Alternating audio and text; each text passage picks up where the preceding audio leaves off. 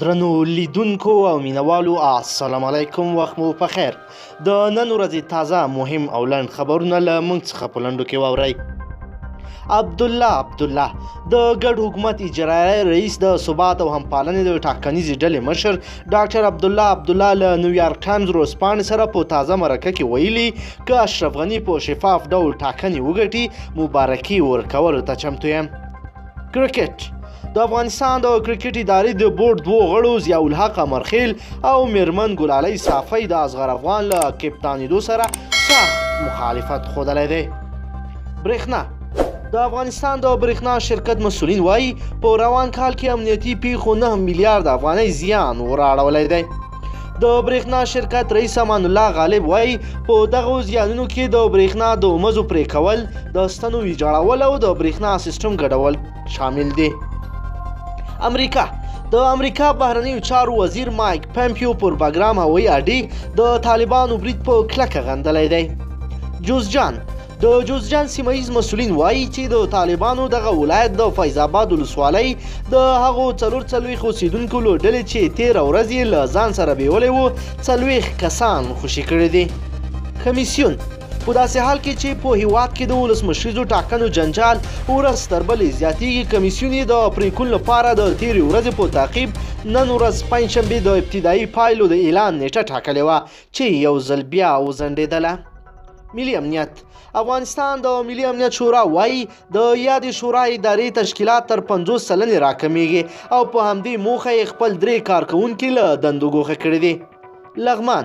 لغمان ولایت چارواکي وایي د دغه ولایت د دښتو د زرغونولو لپاره د بیري 100,000 نیالګي روزلي چې له ایښودلو سره به یې له یوې خوا دښتې زرغونوي او له بلې خوا به د شاتو مچیو لپاره اغیزمن تمام شي.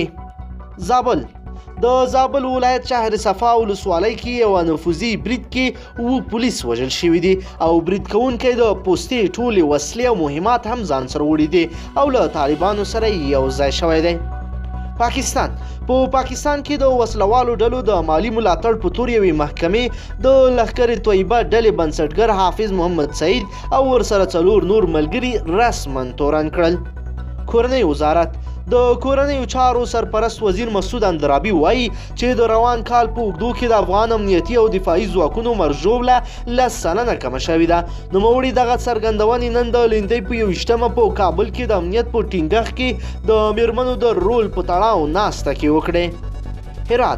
خواف هرات ریل پټلۍ 4مې برخې د لومړی فاز جوړولو تړون لاسلیک شو.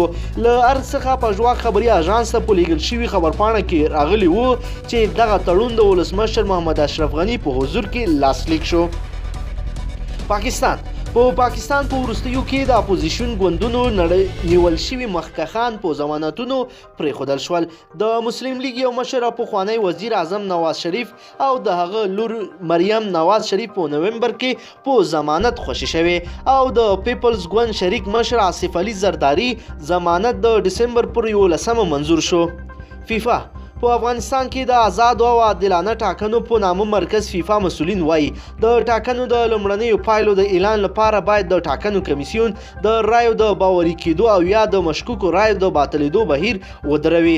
دوی غواړي ټولې مشکوکې رایې باید په ځانګړي ډول د کورنیو او بهرنیو څارونکو پر وړاندې وپلټل شي. ایران د رسنیو راپورونو له مخې امریکا یو ایراني وګړی له سپاه پاسدارانو سره د اړیکو او یمن ته د وسلو د لیږد په تور تحریم کړی دی. دغه راز یې 15 نړیوال بنسټونه له ایراني هوایي شرکتونو سره د کار کولو له امله د بندیزونو پولیس کې راوستی دی. امریکا د دفاع وزیر مارک اسپر ویلي له افغانستان څخه د خپلو ځواکونو پر ایستلو جدي کار پیل کړی ترڅو هغوی له دې هیواده بهر د نړۍ نورو سیمو ته ولېږدوي.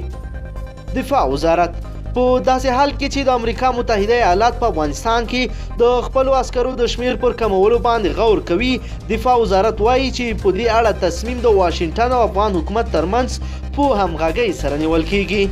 ګلبدین نایب ملي لوبډلې مشر اعلان کړی چې په دې سره نوموړی د ټولو 3 فارمټونو یو ورځنۍ 20 اوریزه او ټیسټ لوبو لپاره مشر وټاکل شو.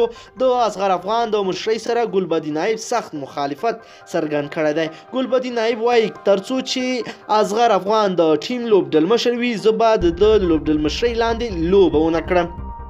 درنو لیدونکو که چیرې غواړئ چې ورته تازه مهم او لنډو خبرونو څخه ځان خبر کړئ زموږ چینل در سره ضرور سبسکرایب کړئ ویډیو لایک کړئ